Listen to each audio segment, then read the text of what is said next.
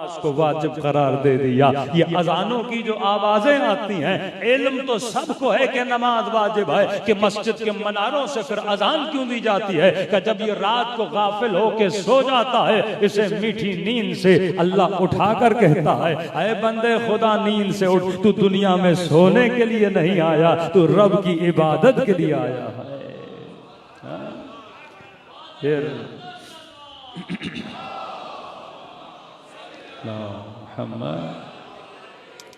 फिर जब जैसे नींद से उठता है, फिर सुबह अपने कारोबार में मगन हो जाता है, अपने दुकान पे चले जाता है, खरीदो फरोख्त में मशगूल हो जाता है, तिजारत में मशगूल हो जाता है, बिजनेस में मशगूल हो जाता है, बिजनेस की फोन कॉल्स में मशगूल हो जाता है, यहाँ तक कि दोपहर पहुंचती है, फिर अजान की आवाज आती है, बंदे खुदा कारोबार को छोड़ दे और मुसल्ले इबादत पे आ जा। ये तुझे बार बार मुसल्ले पे बुला के याद दिलाता है, तू दुनिया बनाए दुनिया के लिए नहीं आया, तो दुनिया में भी आया है तो अपनी आखिरत को बनाने के लिए आया है। इसलिए वहां फरमाते हैं, अब जब तू नमाज की हालत में खड़ा होता है, अल्लाह ने रुकू एक रखा, सजदे दो रखे। इस सजदे में खुदा ने फलसफा रखा है, जब तू एक सजदा करता है तो गोया रब तुझे पैगाम देना चाहता है, ऐ बंदे खुदा जमीन पे सजदा करो, यानी तू इसी जमीन से बना है, और दूसरा सजदा करो कि तूने इसी मिट्टी के अंदर मिल जाना है।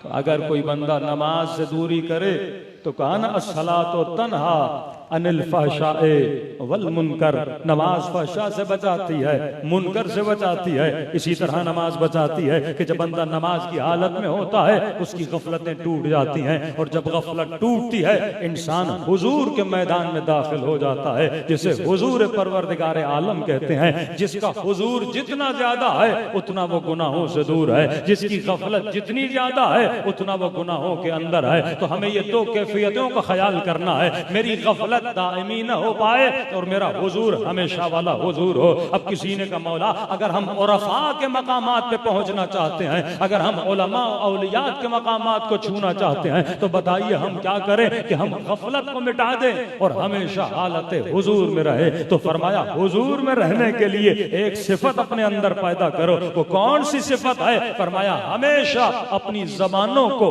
जिक्र खुदा में मशगूल किया करो। ये जो तस्बीह है ना, आप अपने हाथों में लेते हैं, ऑफिस में जाते हो, जिक्र खुदा किया करो। एक जिक्र तो अजानों के जरिए से तुम्हें मस्जिद में बुला के करवाया जाता है, एक जिक्र तू खुद करता है। अब जबानों पे जिक्र किया करो। और किसी ने कहा, मौलाना बेहतरीन जिक्र क्या है? मैंने कहा, बेहतरीन जिक्र है अल्लाहुम्मा सल्ले अला मुहम्मदिन व अला आले मुहम्मद। और मेरे पांचवें इमाम की हदीस है, जो कसरत से जिक्र सलवात करता है, उसे तब तक मौत नहीं आएगी जब तक पंजतन की ज़ियारत नहीं कर लेता। सलवात पढ़े मोहम्मद वाले मोहम्मद।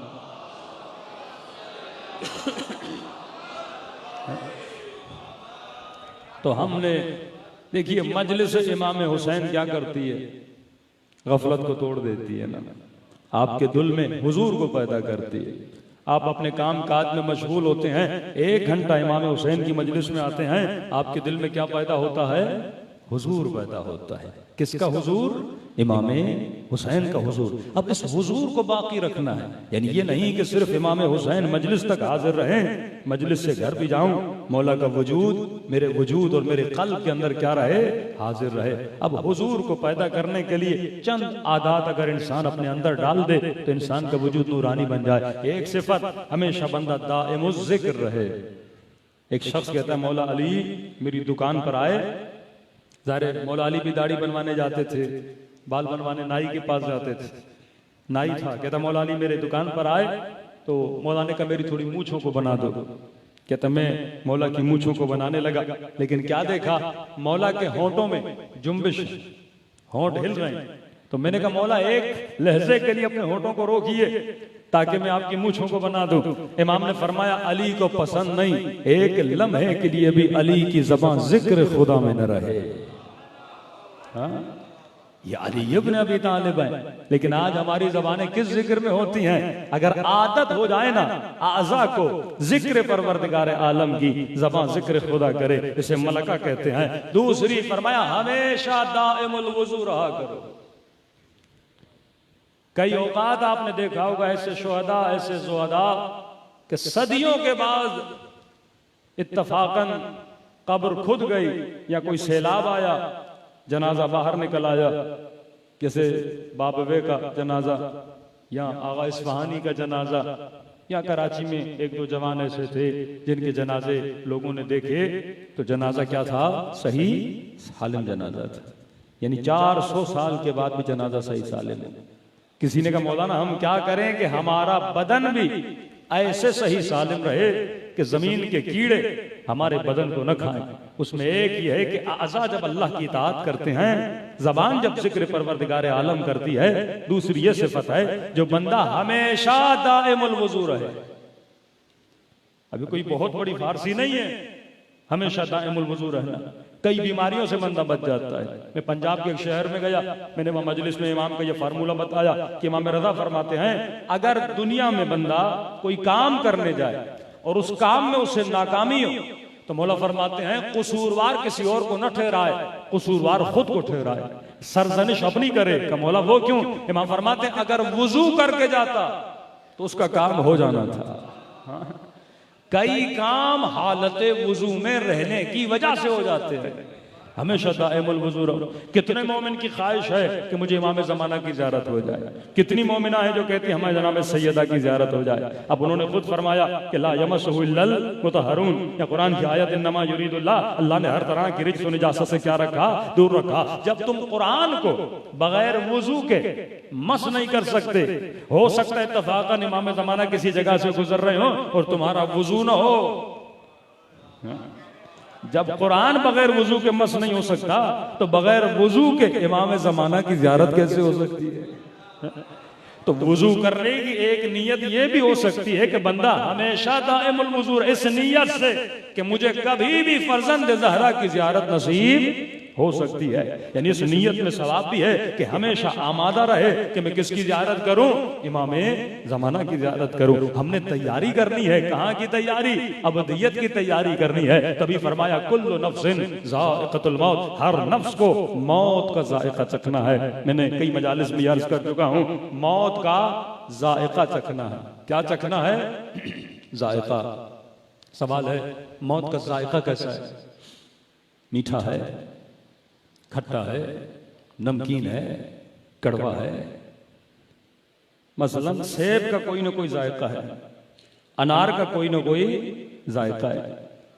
अब ऐसा नहीं कि सेब अगर कोई हुसैनी खाए तो मीठा है, यजीदी खाए तो कड़वा है। ऐसा है? सेब अपना जायका नहीं बदलता, चाहे कोई भी खा ले।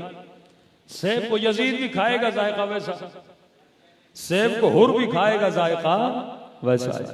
लेकिन अहादीस में मिलता है कि मौत ऐसी नहीं है।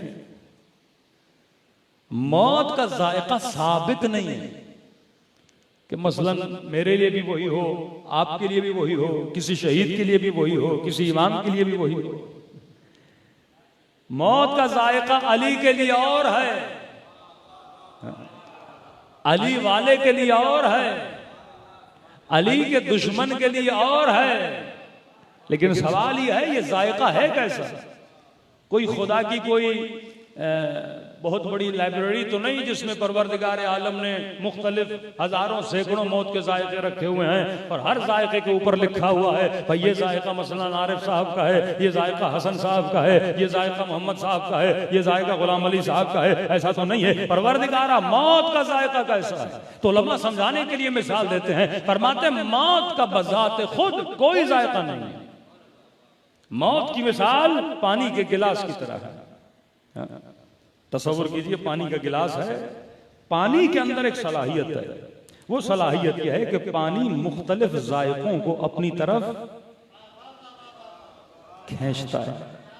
हाँ? पानी का गिलास तसव्वुर करिए, पानी पड़ा हुआ है, अब इसमें कोई जायका नहीं, एक अपनी हैसियत रखता है। लेकिन इसके अंदर आपने नींबू डाल दिया, पानी क्या हो जाए? खट्टा हो गया। शक्कर डाल दी, क्या हो गया? मीठा हो गया। नमक डाल दिया, क्या हो गया? नमकीन हो गया। फरमाया मौत भी बिल्कुल इसी तरह है। मौत का अपना कोई जायका नहीं है। का फिर जायका बनता कैसे है? फरमाया ये जो 60-70 साल की जिंदगी है, ये जो 50 साल की जिंदगी है, ये जो 40 साल की जिंदगी है, इसमें तू तय करता है कि कि तेरा जायका कैसा होना है।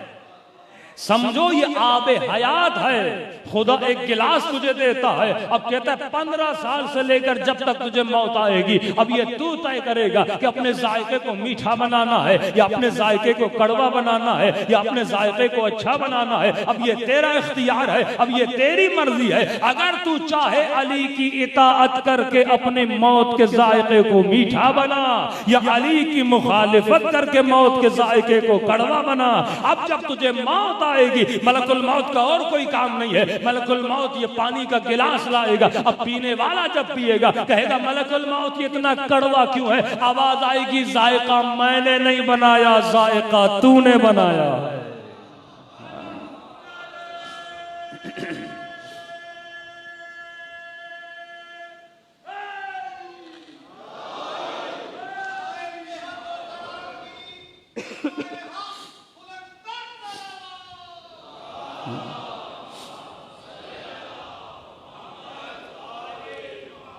आवाज आएगी जायका मैंने नहीं बनाया, जायका तूने बनाया है। मैं हूं मलकुल मौत, मेरा काम है तुझे सिर्फ जो बनाया है उसे पिलाना है।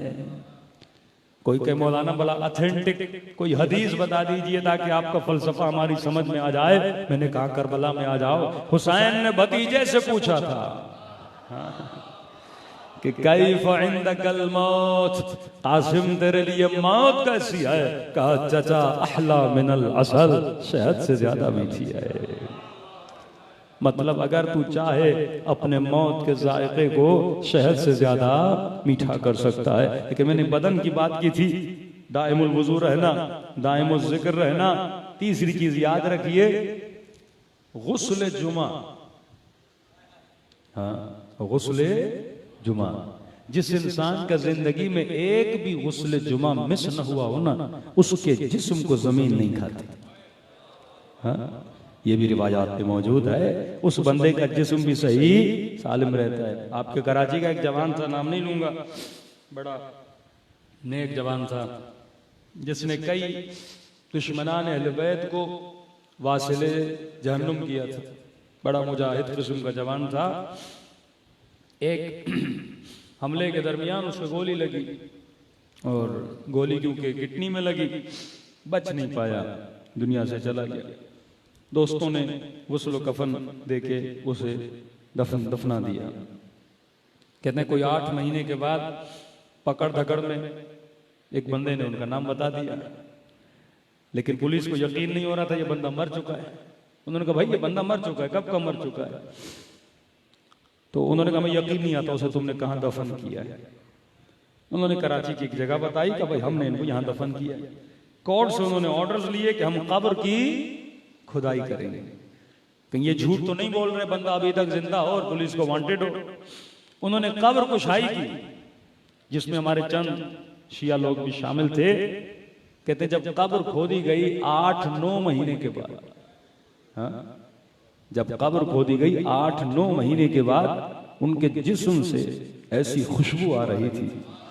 हाँ, कब्र खोदने वाले परेशान थे। जनाजे को निकाला गया, हॉस्पिटल दोबारा ले गए पोस्टमार्टम के लिए। डॉक्टर कहता है कि जो स्टिचेस लगे थे उनको, गोली लगी थी, जब उस स्टिचेस को उन्होंने खोलना चाहा तो खून भी ताजा का ताजा था। हाँ? उस वक्त खुद पुलिस वालों ने, पोस्टमार्टम वालों ने कहा भाई इसका पोस्टमार्टम नहीं करना, इसको वापस ले जाओ, ये तो वली खुदा है। इस तरह बंदा जब अल्लाह की इताअत करता है, अल्लाह उसके जिस्म की भी कीमत इतनी अर्जिश रखता है कि जमीन के कीड़े भी उस बंदे के जिस्म को नहीं खाते। इमाम फरमाते बंदे खुदा दुनिया नाचीज है, आखिरत अबदी है, बाकी रहने वाली है। कभी अपनी दुनिया के लिए अपनी आखिरत को तबाह बर्बाद न करना। अब मौला का छोटा सा जुमला सुनिए ताकि थोड़ा सा मजलिस तरहीम है, आपके जहन में आखिरत का फलसफा खुल जाए। बहुत कम हमारे मिंबर से आखिरत के बारे में बात होती है। सिर्फ कब्र का खौफ बताया जाता है, फरिश्तों का अजाब बताया जाता है, ये नहीं बताया जाता भाई आखिरत का कमाल क्या है। एक अशरा पूरा जन्नत पे होना चाहिए ताकि लोगों को जन्नत का क्या पैदा हो जाए, इश्क पैदा हो जाए। कब तक हम जहन्नुम के फरिश्तों की बात करें। करेंगे, कभी कभी जन्नत की हूरों की बातें भी हो जाएं, जन्नत की नेमतों की बातें भी हो जाएं, जन्नत के फलों पौधों की बातें भी हो जाएं। एक तरफ तबशीर है, दूसरी तरफ इंजार है। जब मोहब्बत बढ़ेगी ना तो आपका इश्क बढ़ेगा। मौला अली फरमाते थे दुनिया में अगर कोई चीज खाता है उसके कितने मजे हैं। दुनिया में एक सेब खाते हो, अनार खाते हो, मैक्सिमम उसके कितने जायके होते हैं। अनार खा लिया खट्टा मीठा, सेब खा लिया खट्टा मीठा, मैक्सिमम एक फल में 2 जायके होते हैं, इससे ज्यादा जायके नहीं होते। इमाम फरमाते आलम बरज़ख में जब कोई फल खाएगा ना, खुदा ने एक फल में 50,000 जायके रखे हुए हैं। 50,000 जायके जो तुम्हारी सोच से भी ज्यादा है। अब सुनने वाले अली की बात को समझ नहीं रहे थे, तो इमाम ने एक मिसाल दी। इमाम ने फरमाया तुम जो दुनिया में हो ना, तुम्हारी मिसाल ऐसे है जैसे बच्चा मां के पेट में है।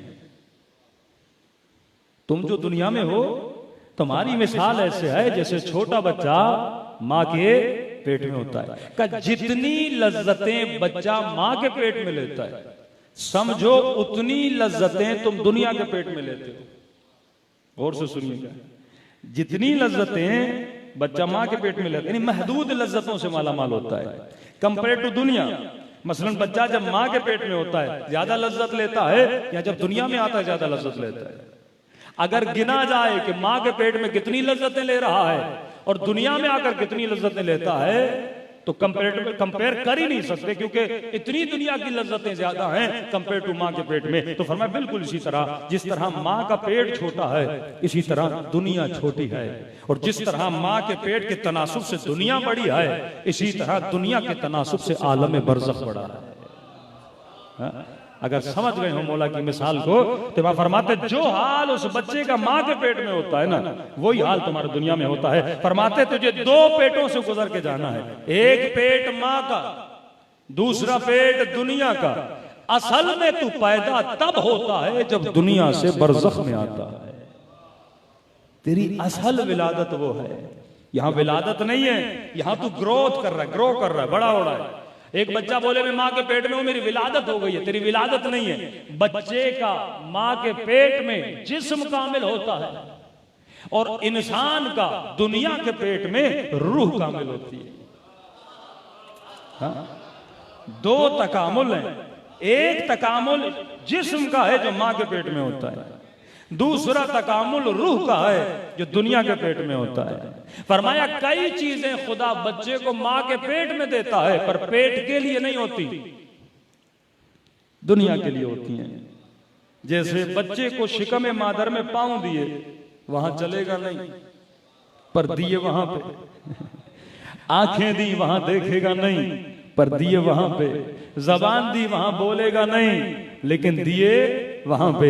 कई चीजें बच्चे को मां के पेट में देता है, पर वो मां के पेट के काम की नहीं होती। इसी तरह कई चीजें तुझे दुनिया में देता है, पर वो दुनिया के काम के नहीं होती।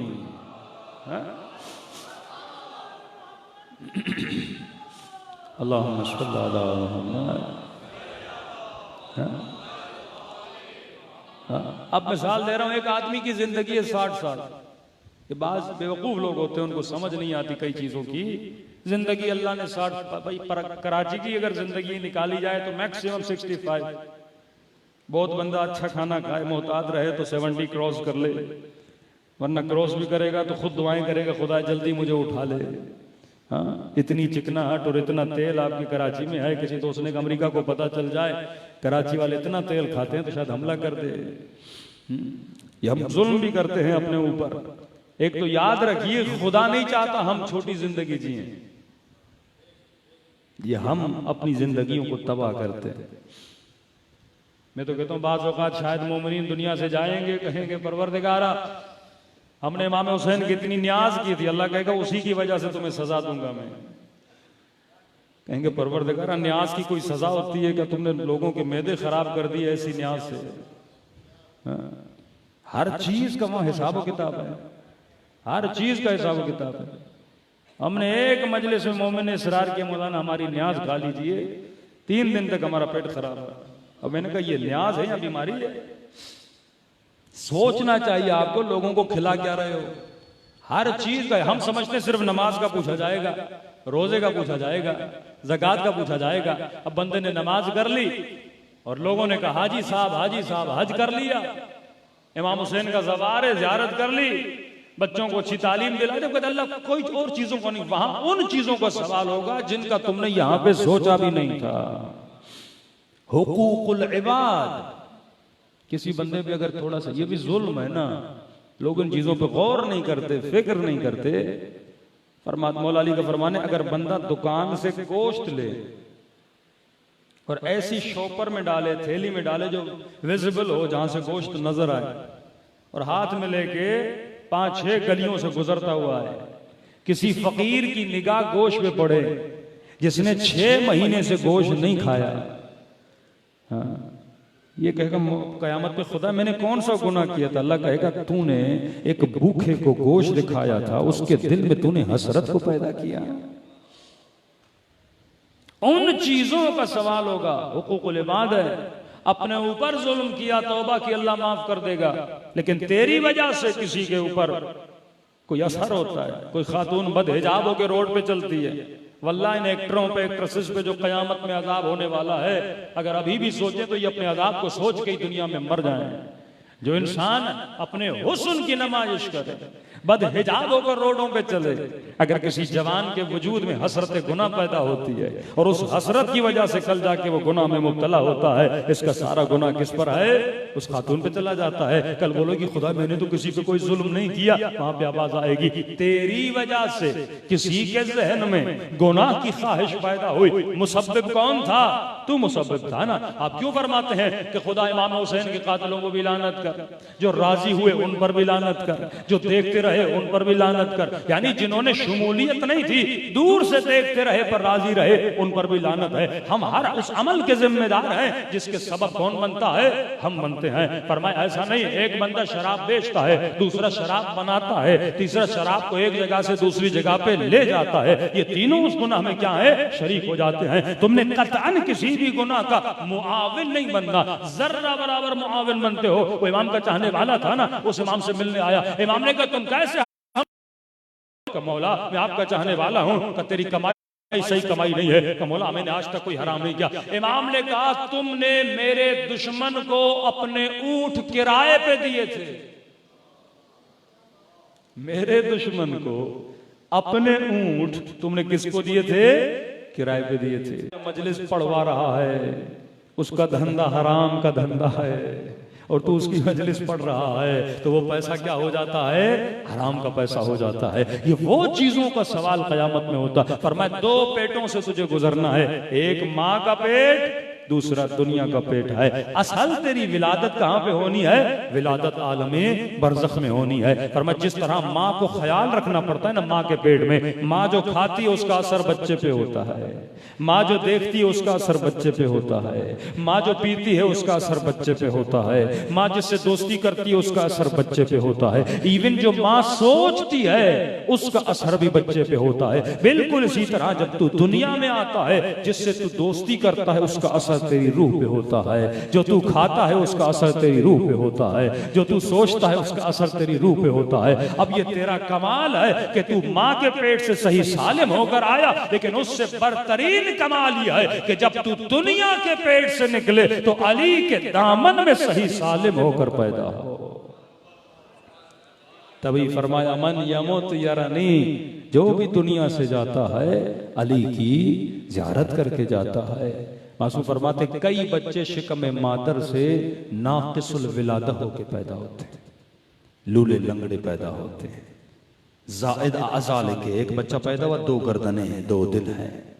कोई पैदा हुआ हाथ नहीं, आंख नहीं, होंठ नहीं, ये नाकिस है। फरमाया बिल्कुल इसी तरह जब बरज़ख में लोग पैदा होंगे ना, कोई सालिम पैदा होगा, कोई नाकिस पैदा होगा, कोई जायद पैदा होगा। बरज़ख बुरी नहीं है, क्योंकि तू नाकिस पैदा होगा वहां तकलीफ में रहेगा। छोटी सी मिसाल दूंगा आपके जहनों को, फिक्र को रोशन करने के लिए। मिसाल के तौर पे कोई बच्चा दुनिया में आया अंधा, आंखें नहीं, दुनिया इसे तकलीफ नहीं देती, ये अपने नक्स की वजह से तकलीफ में होता है। दुनिया ने उसे कोई अजियत नहीं दी, लेकिन क्योंकि आंखें नहीं है, दुनिया की तस्वीरों को देख नहीं पाता, क्योंकि इसके वजूद में कोई कमी है, लिहाजा ये किस में रहता है? तकलीफ में रहता है। फरमाया बिल्कुल इसी तरह बरज़ख किसी को तकलीफ नहीं देती, क्योंकि नाकिस पैदा होता है, बरज़ख की नेमतों से फायदा नहीं ले पाएगा। आपको बुखार होता है ना, जायका चला जाता है, बेहतरीन खाना सामने होता है, आप खाते हो मजा ही नहीं आता, आदमी तंग आ जाता है, भाई मेरा जायका खत्म हो गया। बाज लोगों के नाक की खुशबू चली जाती है, बेहतरीन हाथ रहा है, सूंघ नहीं पाता। इसी तरह बरज़ख में जब बंदा आएगा ना, अल्लाह की नेमतों को देखेगा, फायदा नहीं ले पाएगा। तो फरमाया ऐसा जिस्म बना के ला जो जिस्म नेमत हाय बरज़खी से क्या ले? फायदा ले। अगर जिस्म हमाहंग नहीं होगा, उसका तनासुब नहीं होगा, तो बरज़ख की नेमतों से फायदा नहीं ले पाए। बंदा पैदा हो लेकिन अंधा पैदा हो, अली को न देख पाए, कितनी अजियत में होगा। फरमान कान फी हाज़ी आमा, जो यहाँ अंधा है वहां भी क्या है?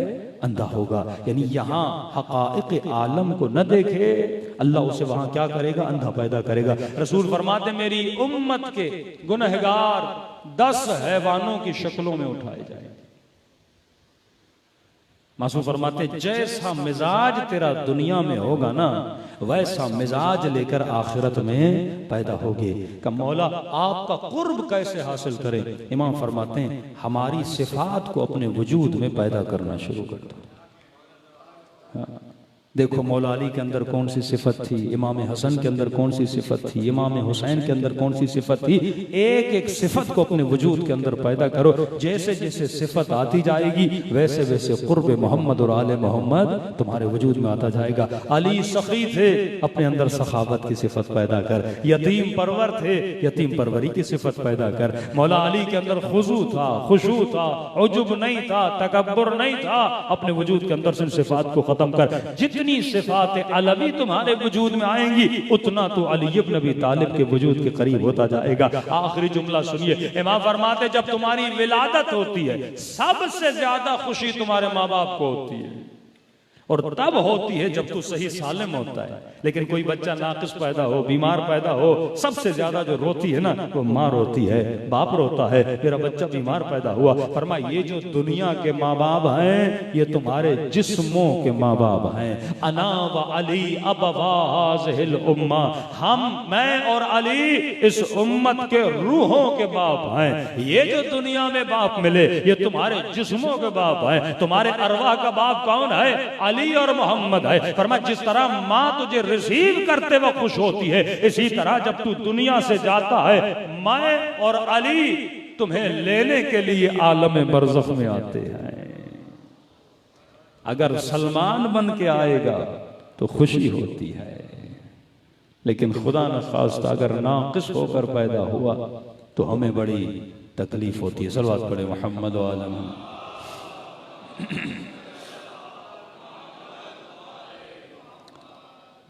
तेजी से वक्त गुजर गया, मेरे ख्याल में अज़ान का वक्त भी करीब है। अब किसी मोमिन ने कहा कि मौलाना अगर हमने अपने आब हयात को, जिंदगी को अपने आमाल के जरिए मेला कर दिया, इसको साफ करने का कोई रास्ता है? मसलन आपने 60 साल 70 साल गुनाह करके पूरे पानी को गंदा कर दिया, अब मलकुल मौत ये पानी पिलाएगा। तो कहा अल्लाह ने एक फिल्ट्रेशन भी रखी है। हाँ, 2 आंसू हैं जो जिंदगी को साफ कर देते हैं। फरमा कयामत में हर आंख रोएगी, 2 आंखें कभी नहीं रोती। एक वो आंख जो अपने गुनाहों पे रोती है, दूसरी वो आंख जो हुसैन के गम पे रोती है। हाँ। छठे इमाम फरमाते हैं कि अभी किसी जाकिर ने मसाइब पढ़े नहीं, पढ़ना चाहता है, तू रोया नहीं, रोना चाहता है। फरमाया तुम सब के सरों के पीछे मेरी दादी ज़हरा खड़ी हो जाती है। मुझे नहीं पता आप में से कितने लोग करबला गए कि नहीं गए, लेकिन एक बूढ़े ज़ाहिर ने इमाम हुसैन से कहा मौला हुसैन, माल नहीं, दौलत नहीं, सेहत नहीं, करबला नहीं आ सकता, तो क्या सिर्फ आपकी करबला अमीरों के लिए है? इमाम ने फरमाया खुलूस से दिल से मुझ हुसैन को सलाम किया कर, तुझे सवाब ज़ियारत मिल जाएगा। का मौला एक सलाम? इमाम ने कहा नहीं, सलाम करो और अगर न चाहते हुए तेरी आंखों से आंसू निकल आए तो खबरदार, अगर न चाहते हुए आंसू निकले ना, का खबरदार ये मत समझना ये तेरे आंसू हैं, हुसैन ने तुझे तेरे सलाम का जवाब भेजा है। दिलों को करबला ले जाए, सलाम के 2 जुमले और 2 जुमले मुसीबत के, ताकि परवरदिगार आलम इस महफिल से उठने के बाद हम सबको सवाब ज़ियारत हुसैन नसीब करें। अस्सलाम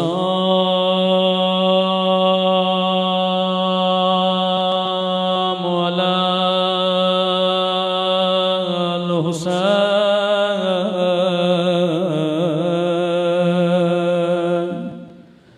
व अला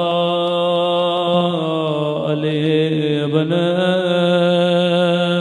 हुसैन, सब मिलके व अला औलाद हुसैन व अला अस्हाब, बुलंद आवाज़ से अस्सलाम अला व अला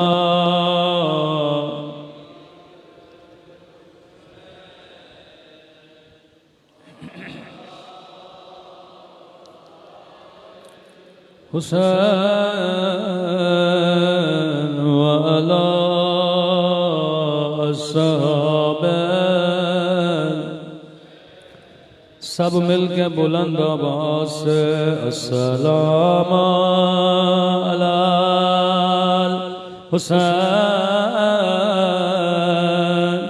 व अला अली इब्न व अला औलाद हुसैन व अला अस्हाब। मेरा सलाम हो ज़ैनब की लुटी हुई चादर पे,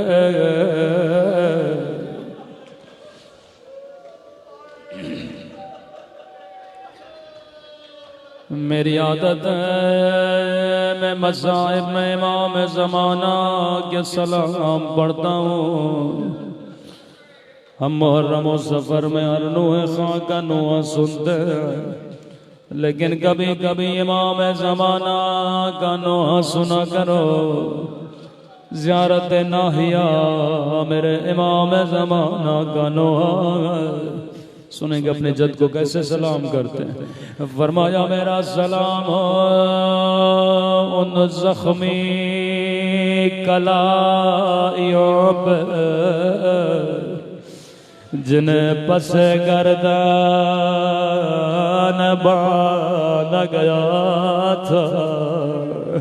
मैंने बड़ा सोचा करबला में बड़े मसाइब है, लेकिन इमाम ज़माना ने ज़ख्मी कलाइयों को क्यों याद किया।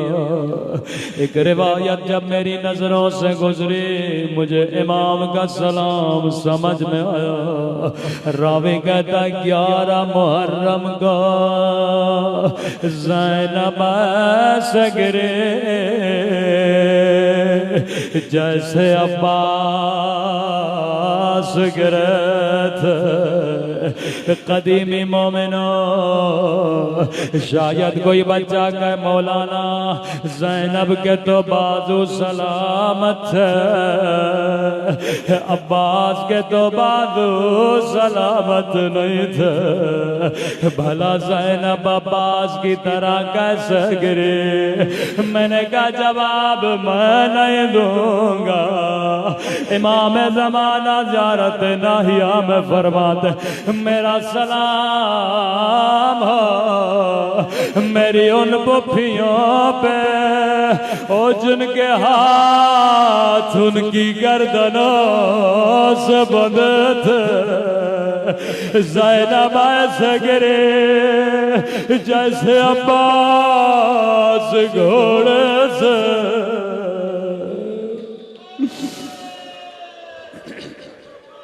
अगला सलाम इससे भी बड़ा दर्द भरा सलाम। फरमाया मेरा सलाम उन जख्मी कलाइयों पे जिन्हें बस गर्दन बांध गया। फिर फरमाया मेरा सलाम उन नन्हे से रुखसारों पे जिनका रंग बदलता रहा। मेरे मौला ने ये नहीं कहा जिनका रंग बदल गया, बल्कि बदलता रहा। कभी शिमर के तवाचों ने रंग नीला किया, कभी जालिम के तमाचों ने रंग काला किया। रो के कहती थी बाबा मेरे गरीब बाबा, ओ बाबा जरा आंखें खोलो, जरा सकीना के रुखसार देखो। बाबा मेरा रुखसार छोटा था लेकिन शिमर के हाथ बड़े थे। अगला सलाम इससे भी दर्द भरा सलाम। वक्त अजान करीब है, बस आखिरी सलाम। फरमाया मेरा सलाम उन जख्मी कलाइयों पे जिन्हें बस गर्दन बांध गया। मेरा सलाम हो उन नन्हे से रुखसारों पे जिनका रंग बदलता रहा। फिर फरमाया मेरा सलाम हो उन जख्मी होठों पे। मेरा सलाम हो उन जख्मी होठों पे और जिन पे जालिम छड़े मार रहा था। मैं कहूँगा मौला वो होठ आपको याद है, लेकिन मेरा सलाम हो उन नन्ही सी आँखों पे जो ये मंजर देख रहे थे। वो अल्लाह किसी बच्ची को बाबा का कटा हुआ सरदर्द का अल्लाह लअनतुल्लाह अलल कौम ज़ालिमीन। परवरदिगार तुझे वास्ता सकीना के जख्मों का, तुझे वास्ता उस दर्द भरे मंजर का जब इस बच्ची ने अपने होठों को बाबा की कटी हुई गर्दन पे रखा। ऐ खुदा तुझे वास्ता सकीना की झुकी हुई कमर का, तुझे वास्ता इस बच्ची के जख्मी रुखसारों का। हमारे मौला और आका इमाम ज़माना का ज़हूर फरमा। हम सब को मौला के आवान व अंसार में शरीक फरमा। हम सब के सगीरा कबीरा गुनाह माफ़ फरमा। ये दुआ याद रख लीजिए, बहुत काम की दुआ है। जनाब सलमान फ़ारसी की दुआ। ऐ खुदा हम सब को ज़बान ज़ाकिर अता फरमा, बदन साबिर अता फरमा, दिले शाकिर अता फरमा, अक्ल सालिम अता फरमा। जो मांगा नहीं मांगा अपने ख़ज़ाने कुदरत से हम सबको नसीब फरमा। बिलख़स बानियान मजलिस के जितने मरहूमीन हैं उस मरहूम के दर्जात को बुलंद फरमा, उनके बरज़ख़ के सफ़र को आसान फरमा, उनको आला इल्लियीन में दर्जात अता फरमा। परवरदिगारा हम सब को क़ब्र की पहली रात शफ़ाअत हुसैन नसीब फरमा। रब्बना तक़ब्बल मिन्ना इन्नका अंतस समीउल अलीम।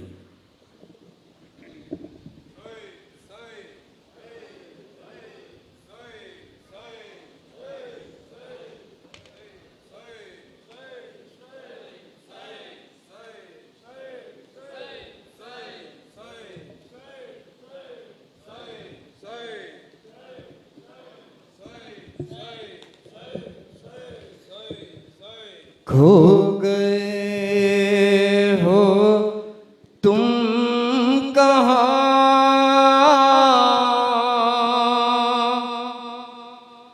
ढूंढती मादर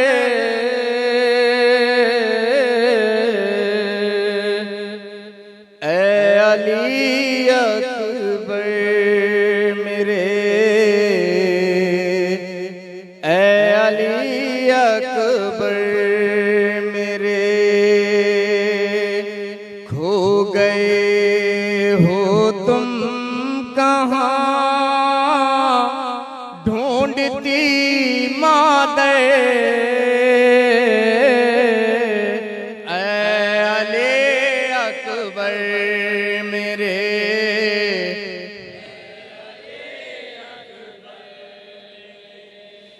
जख्म सीने पर लगा और जिगर तक छिद गया, खून से रंगीन है सरजमीन करबला, सरजमीन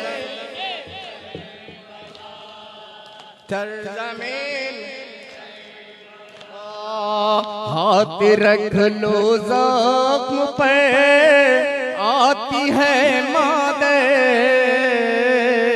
अले अकबर मेरे,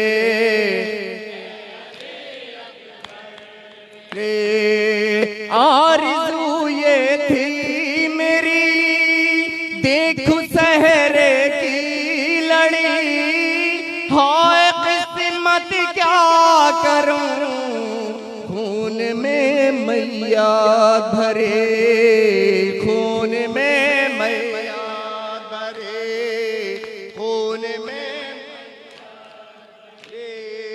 सेज फूलों की कहाँ खाक का बिस्तर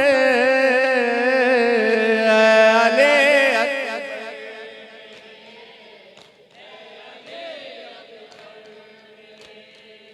मोहसिनो यावर नहीं, शाह का लश्कर नहीं, सो गए पास भी गोद में असगर नहीं, गोद में असगर,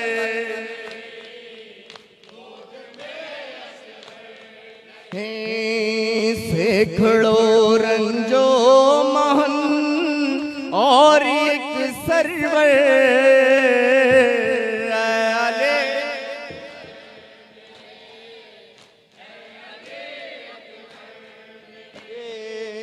एक सकीना सी बहन शल्ह कोड़ों से बदन, उफगुलों में बांधने शिम्र लाया है रसन, शिम्र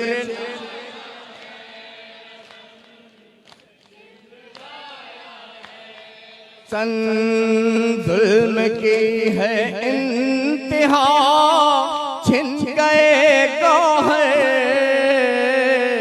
अले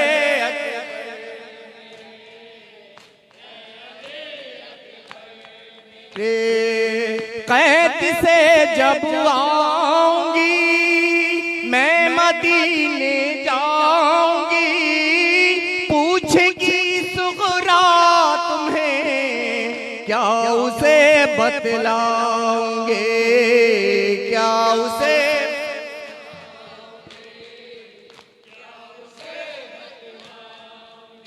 अल्लाहुम्मा सल्ली अला मुहम्मद।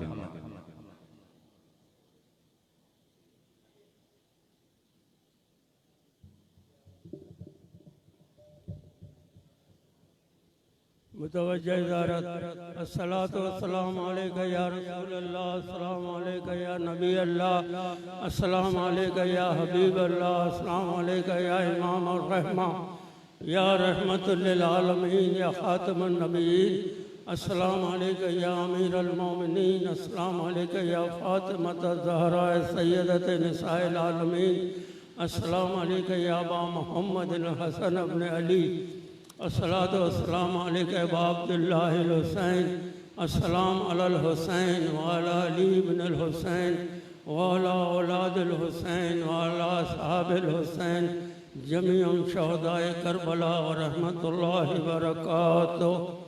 अस्सलातु वस्सलामु अलैका या मौला या गरीबल गुरबा, अस्सलामु अलैका या मुईन ज़ुअफ़ाए वल फ़ुक़रा, अस्सलामु अलैका या शम्स शमूस व अनीस नफूस, अस्सलामु अलैका अय्युहल मदफून बि अर्ज़ तूस, अस्सलामु अलैका या सुल्तान अरब वल अजम, या अबुल हसन या अली इब्न मूसा रिज़ा अर्राज़ी बिल क़द्र वल क़ज़ा, अस्सलामु अलैकुम व रहमतुल्लाहि व बरकातुहू। अस्सलातु वस्सलामु अलैका या मौला या साहिब असर व ज़मान, अलमान अलमान अलमान मिन फितनत ज़मान, अस्सलामु अलैका या शरीक अल कुरान अस्सलाम अलैका या इमाम अल-इंस वल जान, अस्सलाम अलैका या इमाम ज़मानना हाज़ा, अज्जलल्लाहु तआला फरजक व सहरल्लाहु मखरजक व ज़हूरक। अस्सलाम अलैकुम व रहमतुल्लाहि व बरकातुहू। बिस्मिल्लाहिर्रहमानिर्रहीम। अल्लाहुम्मा कुल्ले वलीकल हुज्जत इब्नुल हसन सलावातुका अलैहि व अला आबाए फी हाज़िहि साअत व फी कुल्ली साअ वलिय्यन व हाफ़िज़न व क़ाइदन व नासिरन व दलीलन व ऐना हत्ता तुस्किनहु अर्ज़का तवा व तुमत्तिउ फ़ीहा तवीला बिरहमतिका या अरहमर राहिमीन। अल्लाहुम्मा सल्लि अला मुहम्मद।